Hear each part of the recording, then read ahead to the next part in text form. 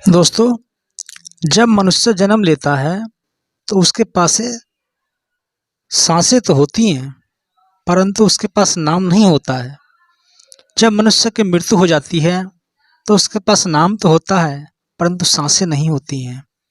इसी सांसों और नाम के बीच की यात्रा को जिंदगी कहते हैं। ना किसी के अभाव में जियो, ना किसी के प्रभाव में जियो। जैसे बीज से फल और फल से बीज, वैसे ही हम सभी आत्माएं एक हैं। हम सभी आत्माओं के पिता भी एक ही हैं, यानी परमात्मा। जैसे एक बीज में फल के सभी गुण विद्यमान होते हैं, वैसे ही हम सभी आत्माओं में भी परमात्मा के गुण विद्यमान होते हैं। गुरु और गोविंद दोनों एक ही हैं, केवल नाम का अंतर है। गुरु बाहरी शरीर रूप है, जैसे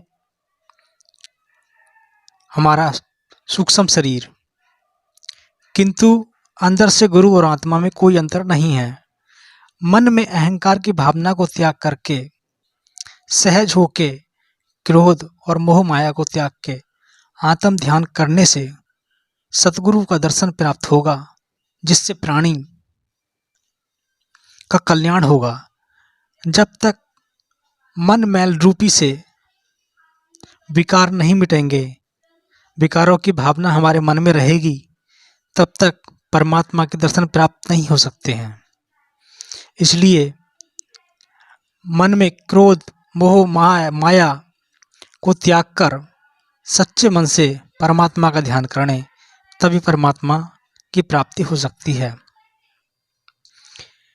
इस संसार से भागकर कहाँ जाओगे? इस संसार में हम आए हैं और कहते हैं कि एक दिन हमें यहाँ से जाना है। जब उनसे पूछो कि जाओगे कहाँ, तो मौन हो जाते हैं। जैसे हवा, आकाश, प्रकाश कहीं आते जाते हो नहीं, तो सदा हैं और रहेंगे। ठीक उसी प्रकार हम अपने देह के तल पर बैठकर कहते हैं कि एक दिन हमें यहाँ से जाना है। जरा विवेक से सोचिए, शरीर परिवर्तनशील है, लेकिन आत्मा नहीं। उसका कहीं आना जाना नहीं है, वो व्याकुल रूप से परे है। इस बात को जब जीते जी बोध हो जाता है, तब मन में अपने आप स्थिरता आ जाती है। न कहीं जाना, न कहीं आना, न कहीं स्थान बदलना, न स्वरूप बदलना। बस जागने की जरूरत है। एक बार जब पता चला जाएगा कि हम अविनाशी परमात्मा का अंश हैं, तो हम सदा के लिए एक रस आनंद हो जाएंगे, और इसी का नाम आनंद है।